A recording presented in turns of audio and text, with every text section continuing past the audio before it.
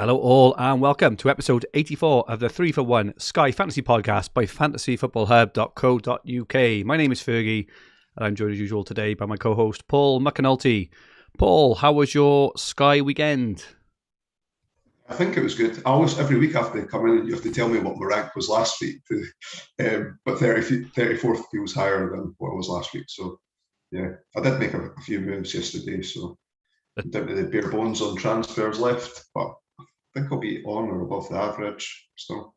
Yeah, it's a funny one yesterday because obviously we really talked up last week, the jumping on the Chelsea block, but probably two of the three better options in Rudiger and James weren't available yesterday. It looks like both may be short term, but it was interesting. It'll be interesting in a bit to look at the effective ownerships for Chelsea's, because the defensive ownership is probably not as high as I thought it would be, but therefore it could be just for pure lack of options yesterday. Because I don't know like how you feel, but Shalabar and maybe even Alonso a little bit, and and players like that, you're not really sure how much they're going to play the remaining 6 or 7, are you? It was one of those horrible hours yesterday where you're like, oh, what am I going to do? I was all set on bringing in Reece James.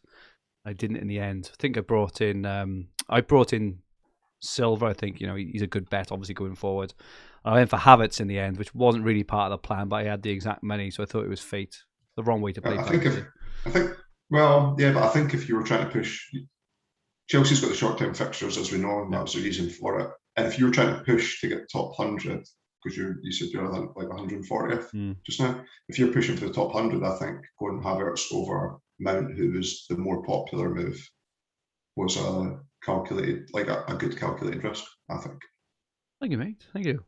143rd overall. Not many transfers left now. We're getting down to it now, where every single transfer is like a double hover over the button as opposed to a few weeks ago. But good stuff. For any new watchers and listeners, you are very, very welcome. If you haven't subscribed yet, please press the subscribe button at the bottom right-hand corner of the screen and set the alerts so you don't miss our podcasts and live streams. Also, please press the like button if you enjoy our content. Welcome, Ian Parrin.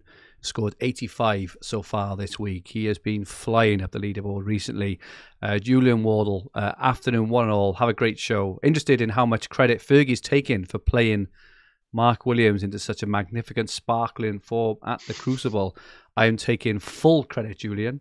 And I still haven't had a chance to spot it, but he did actually steal my Q towel as well. He asked to borrow it and he took it with him, and I'm still yet to spot whether he's actually using it in the Crucible. In that case, I'm taking more than full credit for keeping his queue nice and clean and smooth. But yeah, if you spot him, I think it was a Peridon, like a blue Peridon towel wiping his queue, that is my towel. Julian scored 92 this week. Perry Hart is in as well, still absolutely flying. Ryan Fitzsimmons, Carl JB, first time watching live, doing badly in Sky. Hoping for some Telegraph tips, though, as flying there. Well done, Carl, and welcome for joining us live for the first time. Tom Hartnell, Liam Dorian, Amandeep has scored 99 points this week. Ryan says, worried about Rudiger's playing time now it's been announced he's leaving. I'm sure we will touch on Rudiger in a second. Amandeep is pushing for a top 100. He went with Werner. And the dad course, Dave Perrin's flying. We'll be listening later. Wanted to say hi. Mark Daniels and Paul Jones at Sky Player in the FPL. Welcome all. Great to have you with us. So today we're going to look at the new top 1K ownership and key points from the last game week. We'll also take a look at the defensive EOs from the big defences following the weekend's transfer usage. Preview next weekend's fixtures before taking on masses again of Twitter questions. We'll look at the updated mini leagues and the overall leaderboard as the end begins to draw in. And Connor Thompson keeping his queue clean and smooth. Indeed, Connor. We just got to do these things, haven't we? We should announce as well, Fergie, and this is my fault, not yours, that Barry Morrison correctly predicted that Pope's ownership would be 62% after that single match day as well. So congratulations, Barry, who's a fellow Scot and lives, I don't know that he's actually Scottish, but he lives in Scotland. He lives in a small town just outside Edinburgh. You must be Scottish to live in Scotland, surely, Paul. Well done, Barry. He sent me his address and the hub mug will be flying out to him very, very soon. Well done, Barry. Okay, let's have a look at the total points from the weekend. Top of the shop, quite surprising. Surprising haul. Gabriel Jesus, 31 pointer. That was the punt to go for this week, wasn't it? Incredible. James Ward-Prowse, 19. Joe Linton, 18. Andy Robertson banging a 17 pointer. Saka, 13. Matip, 13 as well. Alonso in there with a 12 pointer. And Nick Pope, 11 pointer. Paul, what were your takes from the weekend? Yeah, there was a few dodgy Liverpool team leaks going on around 1 p.m. yesterday, which doesn't affect FPL, which I guess is the main reader of those team leaks anyway. But I hope that anyone that was potentially thinking of bringing in Robertson did so, and that didn't put them off, because I'd have been, if that was your plan all along and that put you off, it'd be a bit of a sickener. And I know a few people that did. Well, I'd seen a few people on Twitter that made the Robertson move, which was excellent for them. I also hope that I didn't put people off Matip in some of the hub chats. I couldn't see him playing 3 times within a week, but maybe those fears of him not being able to compete as regularly as the other Liverpool options is kind of defunct now. And he looks like a great asset for the running. Nice price point as well. Trying to find a point. Is there a point still that I would consider moving back onto Liverpool? Perhaps on the Aston Villa game that's coming up on the Tuesday night. They still have a few extra games, especially if somebody's injured, or maybe you want to move back off your Chelsea player when the volumes of fixtures swing back around. Marcus Alonso, again, well done to those that brought him in yesterday, 7.9. He looks like he'll probably play the majority of games till the end of the season now. I did see a few Sky managers, Sky Twitter handles moving off Nick Pope yesterday, which I found really surprising. I think his fixtures look great till the end of the season. It wouldn't have surprised me yesterday if he picked up Man of the Match award as well. He seems like he's a Sky darling for that. So I wasn't too sure that. Maybe people were just blocking up to try and offer a differential, and then just hedge your bets and hope that Burnley concede. Especially if you're trying to make up ground as opposed to hold rank. Perhaps that was the rationale for that. Spurs disappointed again. I think have had a shot on target now in 2 games, I think. Not good at all, and that is shown in Harry Kane's drop-off in the top 1k ownership. He's down to 3rd now. Top of the shop now, João Cancelo, 92.2. Banged in another, fairly decent captaincy performance. I think he ended up with 7 points, I want to say, in the end on Saturday, even though they conceded, so it would have been 12-pointer. Salah, 90%. Not really doing it at the moment. Obviously, only doing it against Man United, as everyone are at the moment. Other than that, just the odd assist here and there. Harry Kane down to 82.5. That's probably a mixture of maybe of people moving off him for, potentially a Chelsea defender, potentially Van Dijk or someone along those lines. It was a late update in the ownership stats this morning, so I've got some further updates to those. So Laporte was at 66, so people that went down, Laporte was at 67, he's went down to 56. Wow. Cancelo was at 92, he's went down to 88. Rudiger was at 42, he's went down to 27. Say Pope dropped 20 owners in the top 1k. That obviously won't be to do with, or little fact that'd be to do with movement, because based on picking up 11-pointer. Van Dijk went up from 52 to 62, so on average 100 new owners. Matip 13 to 22, so 100 new owners for Matip roughly. Silva 17 to 45, so 300-ish. Mount 8.8 up to 38.3, 300 new owners for him. Havertz 6.2 up to 24, so you can see a lot of, even though when you look at the effective ownership, which we will talk about in the defensive stats just now, there was a lot of moves made yesterday, just perhaps not where we expected them to have been. Interesting, because Sky didn't publish the transfer stats, did they? But I think now I'm down to 3, I think, and I don't feel that is massively outside the realms of the average. I made a couple of moves on the weekend, as I say. Oh, I'm down to 4. I might be on 4. I'm on 3 or 4. But yeah, that probably feels now about right with the kind of four weekends left now, aren't they? Really, so one won a weekend. But yeah. So apologies for this ownership slide. I did take this last night. I didn't think, to be honest, it would be updated, but the rest of the stats are up to date. Touching on Chelsea's then, Paul, you've got a bit of a story around Chelsea's effective ownership over the last week or so. Yeah, so I was just tracking. So they had the Chelsea game midweek last week, where I thought people might go onto the Chelsea players early, particularly when Rudiger didn't appear in the movements there. So I took a snapshot before that game, after that game, and then again this morning after the moves as well. So looking at the back line, so it was on at 0.75 ownership.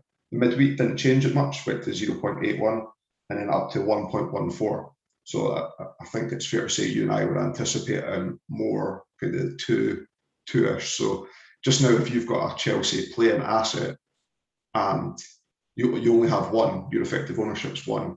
If they keep a clean sheet, you're not getting it's not too detrimental to you because of the 1.14 average, and that's with other ones that might not be playing as well in that. So it's all about obviously having the playing defender there, like Thiago Silva.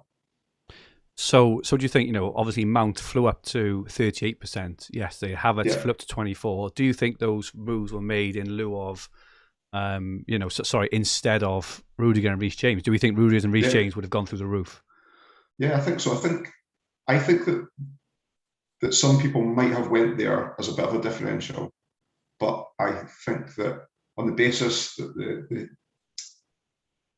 that you start the game almost in 5 points with the Chelsea centre halves, that picking up 3 of those guys, knowing that if they keep a clean sheet, that's a guaranteed 30 points. I think that would have been the play before, but with that, people moved on to say Mount and to a lesser extent, but more for a punt. Going Havertz as well. Even Alonso flew up to 21%. Obviously, that may be some from outside coming into the top 1K yesterday, but that's massive. And Rudiger dropping down to 27 from, I think it was 47 last week. So, obviously a lot of people will have fallen out of the top 1K with Rudiger, but also a lot of people would probably have sold him. News, I think, either last night or today that Rudiger could be back in training this week and could be available for Thursday's match. Even if he's not available for that match, they still do have 3 games in pretty quick succession after that until Wednesday, 11th of May. Do you think that's the right move, Paul? I know you moved Rudiger on in Telegraph, didn't you? If you'd have held him in Sky, would you have moved him on or not? I wouldn't have if I was short on transfers. But if I had a lot, like I did in Telegraph, I had well above the average, so I thought of moving them on and then bringing them back in for someone different so that I'm still ending up on the team that I want to get, albeit with a daisy chain type moving. And I could see why Sky managers might have wanted to do that. But with it being kind of inconclusive and transfer volumes running a bit short, because Chelsea didn't really hurt that many people yesterday. No. And they kept a clean sheet. Yeah. Whereas now it appears that Liverpool's effective ownership in defence is 1.21 and Man City's is 1.47. They're the defences that can hurt you more if you only have one of their assets when they're keeping clean sheets. So looking at Liverpool's next then, Van Dijk up to 62.9, Matip 22.6, Alexander-Arnold 26. Did you say it's kind of, what was it overall, Paul? 1.21, yeah. 1.21 for Liverpool. It's quite a spread, isn't it? It's quite a spread between the 3 defences. Just over 1 for all 3 there. The interesting one there for me is Man City. Did you say Man City's was 1.47? 1.4. That's right, yeah. But in that time, Liverpool played twice over City's once, and Chelsea played another 3 times over City's once. I had to think about this yesterday as well when I was like making my moves to bring the 2 Chelsea assets, and I got to the point. I always think long term anyway, but I had to start thinking more long term and what would I be using the remaining transfers for? Yeah. And there's one captaincy day that I don't have covered. There's another, whereas if we find out that Saka's injury was serious and he was out, that's another captaincy day I don't have covered. So I looked from now to the end of the season, and I added up the fixtures, and I thought where the points would come, and that's why I didn't move off the Man City defence. And I wonder if that's the same reason why others perhaps didn't as well. Like if you had 8 or 9 transfers yesterday, I think that I still agree that would be the play. Come off City, move on to those players there, and then bring them back in when their extra fixture gets announced and pile up.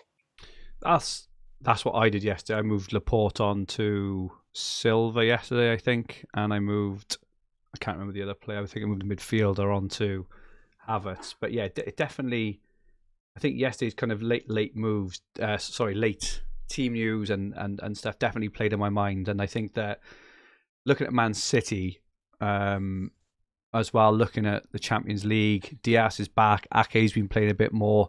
I took a bit of a chance, looking at the end of last season. City did rotate a little bit. Liverpool just play that back for every game, and and Liverpool as well. To be fair, kept a lot of clean sheets towards back end of last season. Chelsea now got nothing really to play for, so apart from obviously hold on to third, so you'd expect they would probably keep with injuries as well, they'll probably keep out of their 5 defenders maybe a pool of 6 or 7. But yeah, it's interesting there now, this final dynamic of trying to squeeze an extra game out of someone. And I've moved off Laporte. I don't know whether I'll move back onto it or not. Obviously the Man City Wolves game is going back in, assuming the title race will be wide open. I probably will bring him in actually, but maybe off someone else, maybe off a midfielder or something, rather than and do the daisy chain. But I definitely expect it to be a little bit more. I prefer it like this for the game itself, because there's a real mixture of defenses, midfields now, aren't there? I think the attack, is still fairly stagnant, but it's kind of wide open, and we're seeing, reasonably sized swings now whenever a clean sheet happens for those who have doubled and tripled up, which is good. Well, yesterday I had a Liverpool defender and I had Salah as captain, and when full time came, I went down positions, having already had Pope keep a clean sheet. Thiago Silva kept a clean sheet as well. So I think that the more obvious moves, I think that Thiago Silva was an obvious move for people to make yesterday, and in the hope that he starts against Manchester United midweek as well. But it's herd mentality now. Or everyone's got the information to make those moves as well. So it is getting tougher. We have just had, thank you, Liam, for putting that the transfer stats have just been released by Sky in this last minute.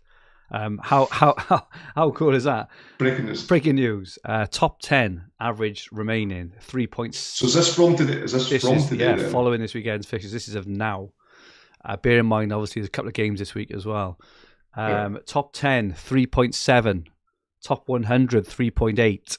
Top 1,000, 4.2. Top 5,000, 4.4. So that's kind of averaging around the 4 mark there of remaining transfers. I don't know how much I've got left. Let me have a look. I've got 3.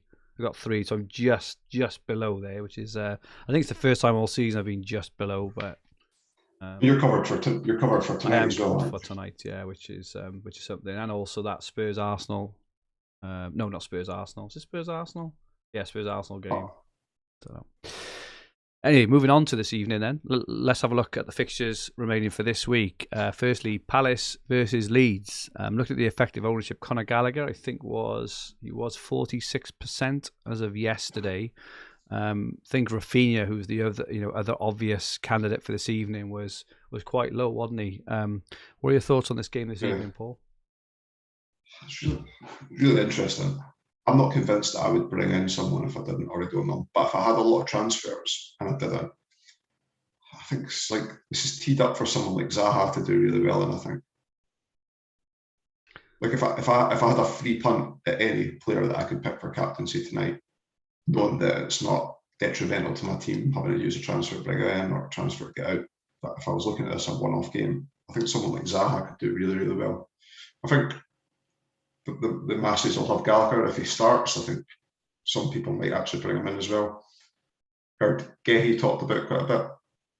not convinced that Palace pick up passing against Leeds. However, if you're holding Gehi through to the end of the season, Palace do have some nice fixtures, and you could be a nice hold through to the end of the season as well. Palace's next three are mint. So they got Leeds, Yeah. Southampton, and Watford, who are either at some stage of the season or currently are whipping boys.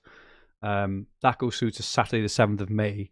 You could then move on to a Leicester player, potentially, obviously kind of Europe dependent there. Even back onto an Arsenal player who've got 5 and 4, even onto a Villa player onto the Tuesday. So you can get the 3 from Palace, including his captaincy, and then potentially move on to someone else then either on the Sunday or the following Tuesday. I think they're really good fixtures. I'd be tempted by someone like Zaha, if I was chasing a little bit. Leeds, Southampton and Watford are fantastic attacking fixtures, aren't they? Yeah. Yes.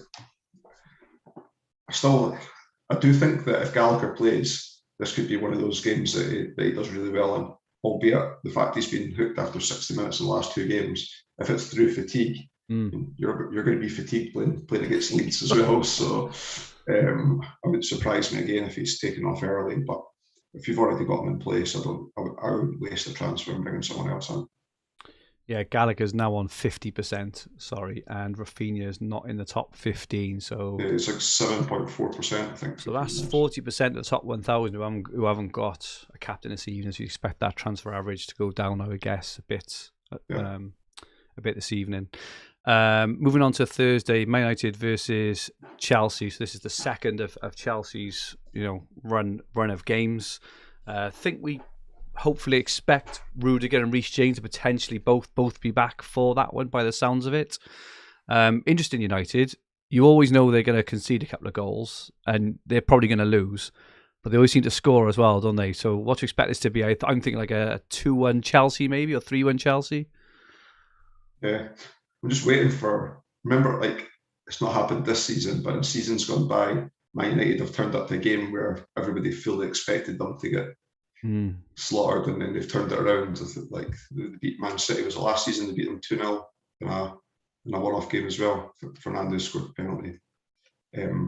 But yeah, I think Chelsea were quite cagey at the weekend there. I think it could be cagey, something like a 1-0 or 1-1 or 2-1 to Chelsea maybe. I think if you've got a lot of transfers left, United do have a 3-for-1 now, over a fair few teams as well, after this period, definitely over Man City, home to Chelsea, home to Brentford, so it would cover a captaincy, and away to Brighton. So that would be an effective 4-for-1 if you go for Ronaldo, for example.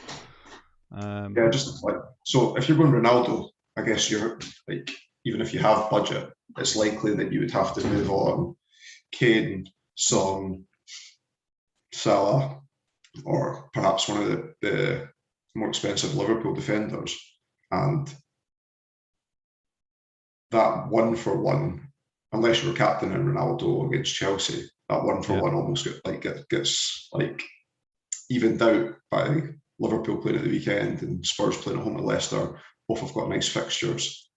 I'd still be more tempted, even if I did want a Man United player, to wait until Monday night to bring them in. Yeah. Make sure that they're starting. Yeah, Ronaldo's had an odd niggle, haven't he, at times? Is it his back or something where sometimes he just doesn't turn up? I think he's done a couple of times this season, haven't he, in the last, definitely this year. If Rudiger and James did start, do you expect Chelsea defensive EO to go up a lot more, or do you think that people kind of have made their bed now? I think so. I think it might go up a little bit. It probably will go up a little bit, knowing that you get you're effectively getting the extra game just now, but I can't see too many changes. I'm in the position now. I didn't have Rudiger in the first place, so it's worked out not too bad for me, but I wouldn't consider bringing on back in that game. Okay, cool. Looking at the weekend's games, early kickoff, Newcastle versus Liverpool, Wolves, Brighton, Watford, Burnley, Southampton, Palace, Villa, Norwich, and then finishing off with Leeds against Man City. You probably guessed that Salah would be the default captain. You get to see the lineups, which is obviously good, especially since Liverpool are playing a lot of games at the moment. Away to Newcastle doesn't strike me as a very easy game. Newcastle have been playing very well. I think they've won their last few games at home as well, haven't they? Are you tempted to look elsewhere, or will you just go with the Poles?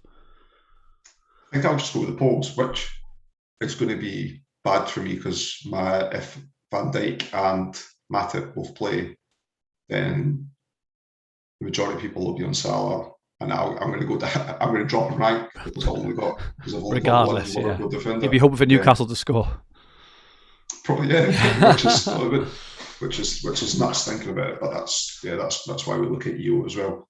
I think I'll go on Salah. We know that he can still, on his day, still destroy teams, and I would rather take a risk-averse approach than try and push on. Leeds and Man City, do you think that because they're playing Leeds, City's passing bonus is a threat at all in this game?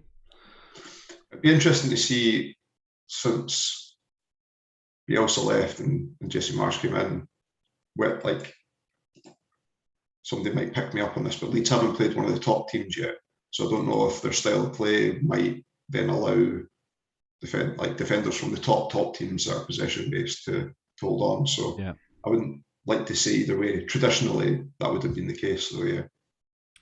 Do you think that the Liverpool? Oh, sorry, go mate. Sorry. So I say, well, I think there's now it's now 5-3 for Liverpool. Like, as in they've got 5 very, very capable attackers for their 3 positions.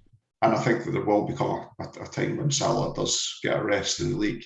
But with us seeing the lineup, I'd maybe be more inclined to pick Van Dijk as captain or an alternative elsewhere. Yeah.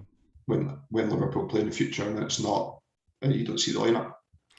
Do you think that the Man City lineup could depend on the Liverpool result? Just think of someone like Cancelo, for example, if they want to give him a rest. I know he's not playing this week because he's banned, or even Laporte because he played and came off early. Do you think that if Liverpool win, City will almost be forced to play their strongest team? Or I think that Pep picks his team based on opponents. Like Luke Williams, the Godfather, does a great thread on what his opinions on what the Man City team is going to be every week, and the reasons why he picks all the players. And it's not because they played the last game or didn't play the last game, albeit there will be a small element of that in it. I think Pep picks his teams based on who the opposition are and the strengths of his players to deal with the threat of the opposition, and therefore, because the opposition's not changing and Leeds play a certain style, that he'll have set the team, and that'll be a team based on that rationale. Spurs and Leicester on Sunday. See the lineup. Same for Everton and Chelsea. We don't get to see West Ham and Arsenal. You'd assume that Kane or maybe Son would be highest captaincy option here. Any alternatives? People. I can't imagine many people at the top. I know you can look at Son's ownership and it's still relatively high in the top 1,000, but I think that concentration of Son ownership higher up will be much lower now, and it might be some people that don't have the transfers to take him out that are still holding on to him. I think that Kane will probably still be the most popular captain there, and that's based on opposition and the fact that Leicester's probably going to rotate quite a bit with the Europa Conference League game either side of that, as opposed to how well Spurs are playing, because as you alluded to earlier on, we've not had a shot on target in the last 2 games. So, and then the interesting. Sorry, go on. Harry Kane's got a really good record against Leicester as well, if memory serves me well. Yeah, I think of the last few games, I was having an hour about taking out Kane. He's got an excellent record against Leicester. Obviously, then they've got Liverpool. He's got an excellent record in the North London derby. They've then got Burnley and then Norwich. He does okay against Liverpool as well, doesn't he? I think he does. Spurs do tend to score against the big teams.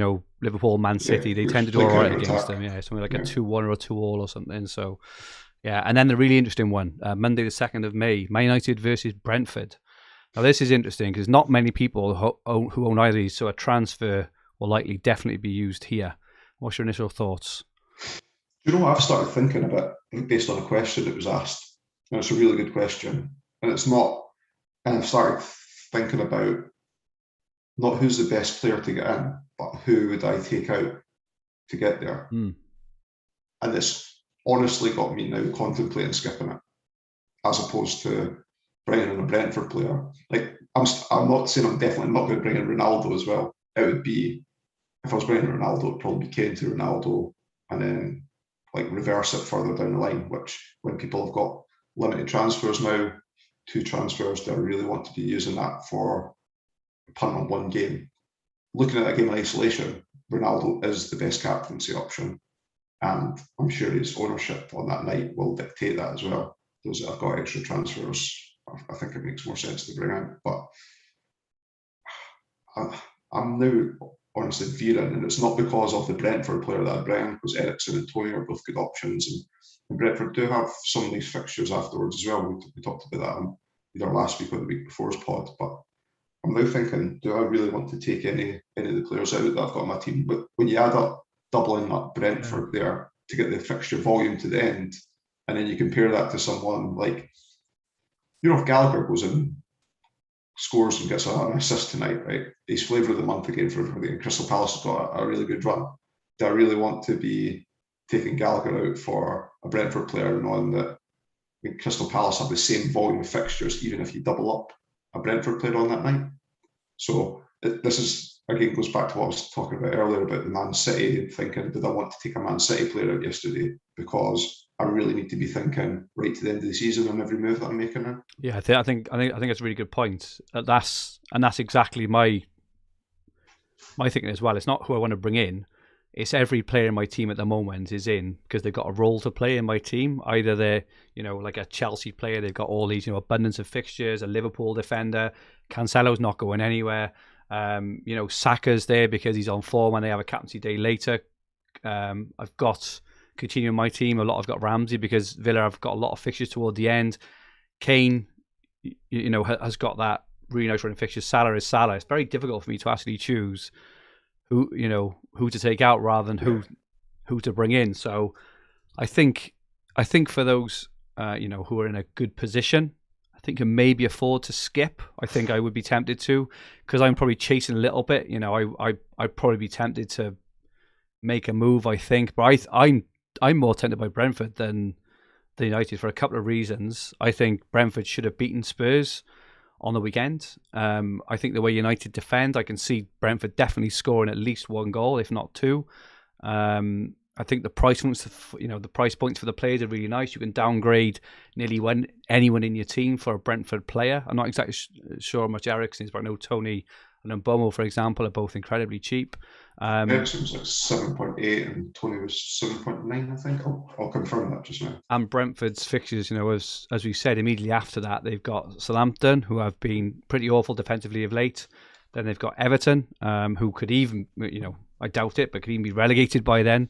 And they finish at home to Leeds, which is a really nice last end. You can see that being a bit of a ding-dong, can't you, with a few goals. So I don't just think it's the one game. I think there's a few there. I do agree maybe Ronaldo is probably the best option. But then after he plays Brighton the following Saturday, you want to get rid. So that's definitely 2 transfers there for United play, because they've only got the one game then at the end of the season, whereas in that time Brentford have got another one in there as well. So I fancy Brentford, not just because it's trying to be a bit smart, it's because I actually think they are better options both in the game and probably for the rest of the season, personally. If you run out of transfers and one of your players gets injured, you're no longer thinking, is it the right net move, because anybody you move to is going to pick up points, and therefore, what I'm thinking of is what the value of a transfer is. Yeah. If you're kind of on the average or under the average, is probably more than what we think it is normally. Good shout. Okay, thank you so much for everyone who sent in questions. We had loads, and we'll try and get to as many as we can. We've already answered a few. Interesting one from Alan Tatler with Sky's Unlimited Love for Nick Pope. What do we think about Pope? So you mentioned, Paul, that Pope was taken out by a few yesterday. Is he just set and forget for me? I've got 11 players on my team, of which I wouldn't I have. When I'm thinking of moves that I'm potentially going to make, it doesn't involve 5 or 6 players, and he's one of those 5 or 6 players. Yeah, I just think that I think if you had an abundance of transfers and you wanted to try something different and go block defence, I still would try and get to Liverpool block because of how expensive they are. That nobody else could get a black back four or back five of Liverpool, and therefore if Pope to Alisson was that move, and you were hedging against Burnley keeping clean sheets with Liverpool keeping clean sheets. That's a strategy that could be played, but for me, yeah, like the fact he's a Sky darling, I think he could pick up man of the match in any game, picks up saves. I just don't see any immediate concern about taking him out. Paul Jones, following up a question, is Pope to Raya the one to go for in terms of the single game day? I just don't see it personally. I don't know. I see them conceding anyway, but you're not really getting a massive extra benefit from. Yeah, in Sky Game Week 40, Burnley play twice and Brentford only play once. So, like, bearing in mind the extra, like you're almost losing one of your extras by doing the captaincy there anyway. If you're talking fixture volume. Yep. Ian Parrin, question for Paul: if you're running a spread bet on when Fergie will need to dip into his extra transfers, what would be your over and under day? I'm going for him using his last transfer, bringing a Tottenham asset for the North London derby. Love, it's like when Ian asks a question, it's like an escape room. Like, I'm trying to figure out what his logic is that he's used to get there. And I think he's gone on the assumption that you would perhaps take out Kane, bring in Ronaldo, and then do the flip there, because otherwise you're going to have a captain for the North London derby and you probably won't be bringing in an additional player there. So I would go with after that. And I'm always a nearest to the target kind of guy without going for the specifics. So I'd go for Sunday the 15th or Thursday. I'd go Thursday the 19th. Thursday the 19th will be when you'll use your last transfer, Fergi. You think I'll use my last transfer? You still think I'll have a transfer left the day before the end of the season? I won't have. I know I won't have. I got three. I got three left. As I say, I'm reasonably happy with my team at the moment. But exactly, we talked about this is factored in. We talked a lot about before we went on air. We try and talk not too much about Sky before we go on air in case we talk about all the content that we're going to talk about, and therefore. But if you really like your team just now, you've not got plans to take out any players, then you come to the Thursday the 19th of May, which is just before the end of the season. You might have an injury to deal with or something like that there. And you know that you're guaranteed an extra game from someone. Like, it's all dependent on injuries and stuff like that as well, right? It's 13 game days away. One thing I will say is I won't be hokey-cokey in. With 3 transfers left, I'm not going to use 2 of those to bring a captain in and take it back. Absolutely not. I won't be doing that. If I do something, it will be for Tony or Ericsson to leave him in for the rest of the season because they've got that nice run. If it didn't have a nice run, I wouldn't even, consider it personally. John L says, I've been swithering all week for a block Liverpool defence. They're doing the business, aren't they? Next question, Aman Tatler. Should I go Son over Kane? 1.2 million saving to improve the team elsewhere. It's just, risk reward, right? Because Kane's ownership is still 82% we said earlier. Son's obviously a lot less than that. So Kane's going to be exactly, my answer would be exactly what you said. Your risk appetite. You know that on Sunday the 1st that Kane's, well, in my opinion, is going to be the highest captain's player. Then probably not against Liverpool. You can imagine that would on the Saturday the 7th it's probably going to be Salah or another asset elsewhere. And on Thursday the 12th of May, Spurs versus Arsenal, even though Saka's ownership's high, I still think that Kane's captain, Kane will be the most captain that day as well. Yeah. So yeah, it's all to do with risk adversity. If you think that you can make up the points elsewhere by saving the money, then go for it. But we're going to be going into 2 captain days where you're picking a differential captain, and maybe you're okay with that if you're trying to gain ground. If you're trying to hold rank, I probably wouldn't.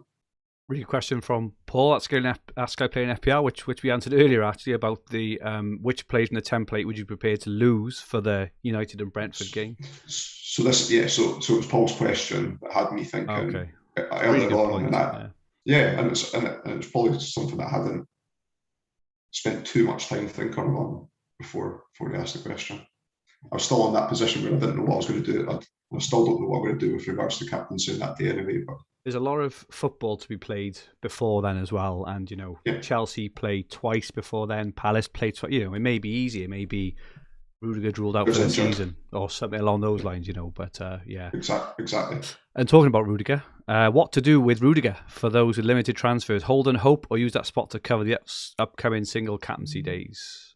So I'm in a position, Paul, and I'm holding for the time being. I just think they've got, even if he misses out United on Thursday, they've still got enough really short term good fixtures. Even if he misses out again on Thursday, they still have 3 for 2 over City, for example. Even if he does miss, if he does play, it's a 4 for 2. So I'm personally just happy to hold for the time being. Like I'm in your position, Paul. I've got 3 left.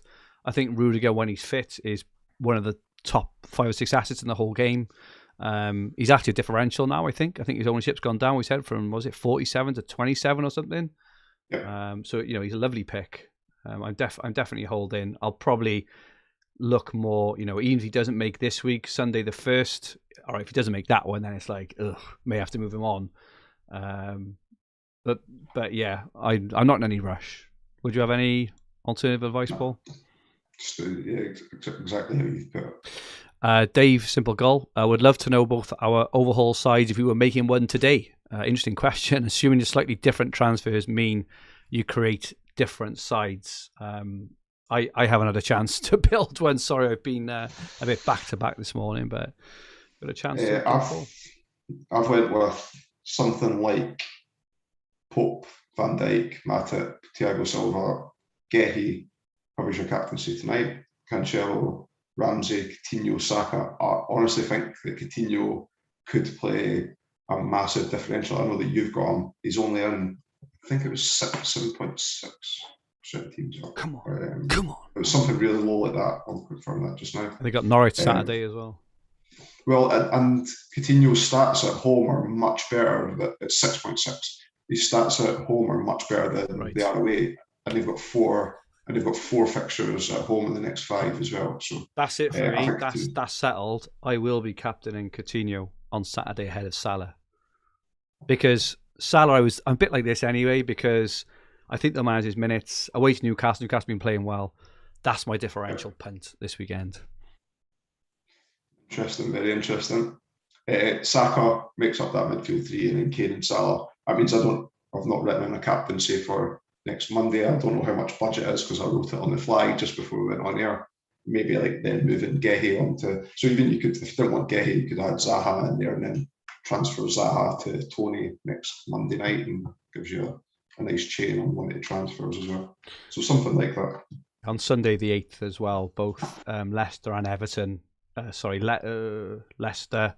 Yeah, Leicester and Everton go into a run of 5 fixtures to some other teams 1 or 2 as well, just for volume. Gordon's look good to be fair, haven't he? Madison's look really good. You maybe hope that Everton are scrapping for relegation. You could stick in Pickford, for example. Even if he keeps 3 clean sheets in that 5, he'll be good. Richarlison. Yeah, because the fixtures are pretty decent as well for both of them, aren't they? So it's just so like I don't think I've seen a season like this in Sky where every time that a game day happens, my opinion on what a template would an overhaul team would look like at that point in time completely changes. So many injuries happening. There's so many like form, like purple patches emerging and disappearing as quick. Like Son came through. Gallagher's been on really poor form recently. So it's just really important, in my opinion, to reset every day and think about how your plan's changed, if it needs to change. And don't worry too much about if you bought a player in and that was a long-term play, and don't transfer the person out in frustration and bring in someone that looks like it's got an upside for that day just because that's happened. Just just reset as if you're building now to the end of the season, and pick from there. Nice. We've answered quite a lot of questions. Neil Sky FF says, any ideas as when Southampton versus Liverpool? And Ian has said Tuesday, May the 17th. He's answered that quite specifically there. So you can probably look to pencil that one in. The Wolves City ones, everybody was like, a lot of people were touting it as for the 11th of May, but recent revelations suggested that was going to go further back into the 19th, although someone else said that that's getting confirmed later on today about the date for that. Definitely. So that so City could have a really nice final 4 games from Sunday the 8th of May. Hop back onto City there could be quite nice. Well, they will have either way, won't they? Because whether it's on the 11th or the one later, they're going to have really good 4 fixtures to finish the season with there. Sam, when is the best hop off for Maddison? Room for one more defender. Currently has VVD, Laporte, Cancelo and Silva. No captaincy cover for United versus Brentford. I think even now, where is it? Even now, Chelsea have a 3-for-1 now over Leicester. But assuming, you've got Silva already. They've also got... I'd be tempted to... I think the time to hop off him was this weekend just gone to a Chelsea player or Liverpool defender. I think now the fact that, after next weekend, then the following Sunday, they start that run of 5 games. Do you think it's a bit late, Paul, or would you still say to move on to someone else? He hasn't got a Man United player or captain in mind for that day. From that Man United team, I wouldn't be punting for anybody apart from Ronaldo. Yeah, same. It's hard, isn't it? Strange situation we're in where that's the case, but I can't even think of anyone I would want to go for, because they're all overpriced for their performance as well, aren't they? So we're tempted to leave it, to be honest, and just I think the time to move off him was weekend just gone. You potentially want him back later on now. Yeah. And if you're not getting a fixture volume from someone. Sky FF Wilson currently have Thiago Silva, Reece James. Would you consider ditching one? Bear in mind the uncertainty of a Chelsea lineups. Currently have no coverage for Palace, Leeds, or United, Brentford. I wouldn't be getting rid of Thiago Silva, personally. You wouldn't? No. Sorry. I wouldn't. Reece James, difficult one, because he is quite injury prone, isn't he? But he doesn't have any captaincy for Palace. You could probably, ignore United's Brentford for now, and you'll have a lot more information by then. I mean, you would be sick if you made the move to Palace or Leeds player tonight, and then the Chelsea lineup had Reece James and not Thiago Silva on Thursday. And bear in mind, Chelsea play twice before the next Monday game as well. The other United Brentford one. I don't know. I think I'd be tempted to leave it unless there's someone more obvious. I'd be tempted to leave it personally. Do you think, Paul? Yeah. Same. DB, if you don't own anyone, Palace or Leeds is tonight to skip. I would honestly, if you've got a couple of, if you've got 4 or 5 or more transfers, I do think Gallagher is worth it. They do have 6 fixtures left, some really good fixtures, but this is the problem we've said is, unless you've got someone really obvious to take out, it's incredibly tough. It's the taking out part is the hard part, isn't it? But if you have got someone fairly obvious, even your Maddison one there, you're flip back onto Maddison because you're getting a 4-for-1 with captaincy. I think that could be worth it. But unless it's really obvious, I probably wouldn't. Yep. Dan asks, come the final day of the season, how many of your players do you think will be from City and Liverpool? That's interesting. So I've got no, barring any injury, I don't think that I'll take out Laporte, Cancelo, Salah, or my Liverpool defender. So that's at least 4. And then the way that I use my remaining transfers is all going to be down to injuries, I think. So if there comes up an opportunity to bring in Matip, then I might do so. by taking out an injured player, albeit I've not got a distinct plan for it. So I'll go with 4+. Yeah. I think I'm probably going to have maybe 5 potentially. 4, no, maybe 4. I've only got 3 at the moment. I can see me bringing back a City player with my remaining 3, I think, just because they got that lovely run from the 8th onwards. Yeah, but not much more than that. At the moment.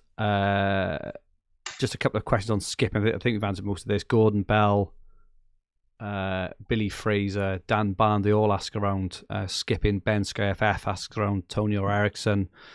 The skipping Palace or Leeds, skipping United and Brentford. To me, it's down. It's down to transfers counts. Billy has got 7 left. He's 19th overall. I would be tempted to go for Gallagher for his ownership and the fact that he has a 3-for-1, really good fixtures over a lot of teams. I think with 7 left, I'd be tempted to do that, Billy. Anything to add on those, Paul? Who's your best Brentford pick? Tony, I think. And for me as well, yeah. Neil says, "Where the hell is Reece James?" Yeah, that was a bit of a surprise for those who've picked him in the various formats. It's a tough one, that is. He said he's not got an injury, but he felt discomfort. I guess he'd be back Thursday, personally. Yeah.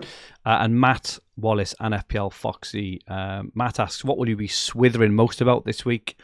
And FPL Foxy, obvious moves that you anticipate the herd will make in the next 7 or so days, say with between 4 to 6 transfers. I think for me, the most obvious one is probably either this evening or next Monday.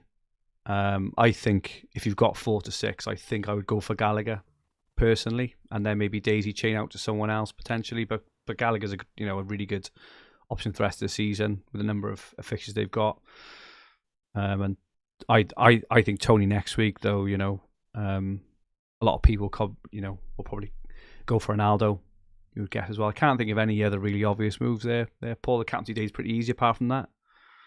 Yeah, I think so. There's not much at the weekend to come unless somebody's out against. There's information that somebody's out injured or not. Yeah. Okay. Quick update on my team then. So I've got Pope in goals. Very welcome 11-pointer on the weekend. Brought in Thiago Silva for... Who did I bring him in for? I can't think. I brought him in on the weekend. Matip, my defensive 3 cleaned up. Silva 10, Matip 13, Cancelo captain. So he got 40. Obviously Rudiger blank, where I am going to hold him, I think. Coutinho, Saka 13, Gallagher playing this evening. Brought in Havertz as well yesterday for only a 2-pointer, sadly. Salah and Kane. Say in terms of plans, it is who to take out, because I'm thinking of Tony for next week, but every single one of my outfield players there has got a role to play there, so it's a bit of a tough one. And if there's one thing we've learned this season and in a few previous seasons, if you're not sure, don't do it. It tends to be the sage advice. Get more information, especially when you've only got a couple of transfers left. So as it stands now, if that game was this evening, I probably wouldn't bring anyone in because I couldn't think who to take out. Obviously, that might and will likely all change by next week. So, that's currently where I am at the moment on my team. Looking at the leagues, 4 Nations League. My second team is in 6th place, catching up to the closing pack. I did go all in on Chelsea. I had a couple of extra transfers in that one, so I went all in yesterday. Silva, Aspilicueta, Werner, Havertz and Mount. Obviously didn't pay off massively yesterday, but caught up a bit. That's on 3064. Dan is on 3074. Liam is on 3085. Very quickly catching up my best team, which is on 3094. Ian Parrin flying 3148. 1 point behind Paul McAnulty 314. I saw Ian did overtake you briefly this week. Sorry. Paul didn't he on Saturday? So yeah, it's incredibly tight between you two, and the rest of us will be scrapping for the bronze medal. But really exciting stuff there. Hub £500 League, 10th place, Anup Prashant Raja. Ninth, Ian Parrin is now in the Hub £500 league. Well done there, Ian. 8th, Neil Durant. 7th, Keane McKenna. 6th, Carl Weeks. 5th, Billy Fraser. 4th and 3rd, Kieran Sutton flying now. 2nd, Peter Gilderdale. But still top by an absolute mile in this league is Liam Stephen. Frog Skills FC leading by 97 points. Surely has got the Hub £500 league sewn up. Very well played there, Liam. And a quick look at the overall leaderboards. This is it. This is where the big money is. 10th, Lisa Mitchell. 9th, Richard Hayes. 8th, Andrew Wright. 7th, Mark Wisdish. 6th, Neil Curra. Alistair Simpson. 5th, Dave Perrins, who is in the chat, is currently 4th. 3237. 3rd, the Hub's own Thomas Kucharski. 3242, who has been flying recently, just 6 points ahead of him. Perry Hart, Perry's in the chat as well. Breaking Hearts 3248, and Liam Stevens is top by 31 points. So Liam, top of the Hub League, is also top overall on the leaderboard. Going to be an incredibly exciting finish, and it's brilliant to have all those top 4 there are really kind of active and engaged managers within the Sky community. So a really fantastic and incredible race going on there. We will keep looking at that until the end of the season. And that is it from us for this week. Short one this week. Paul has to dash for one of his executive management meetings. Thank you so much. It's not. It's probably organising Christmas leave for next year or something. As usual, thank you all so much for joining us live, interacting, asking questions. Hopefully we provided a bit of value for you this, where are we? Monday lunchtime. Nice and early this week. Thanks for those who will listen back and watch back. And thank you so much, Paul, as usual, for all your brilliant thoughts, effort and insight. Where can people find you, Paul? On Twitter at Paul McAnulty 1, MCANULTY. And my Twitter handle is at FFH_Fergi. We'll have to see next week about when we can. Is it bank holiday, Paul, next week? It is it? Yeah. We're probably not going to make it now, are we, before the Man United and Brentford game, I would guess. We'll have to see. We'll have to see our availability. But my handle on Twitter is at FFH_Fergi. This podcast and video will be on the Fantasy Football Hub, Sky and TFF YouTube channel, and also available on all major podcast platforms. If you liked what you watched, please click the like button. Remember to subscribe to the channel in the bottom right-hand corner of the screen. If you enjoyed your listen, please rate the podcast. Drop us 5 stars. Go on. Go and do it. Leave a comment.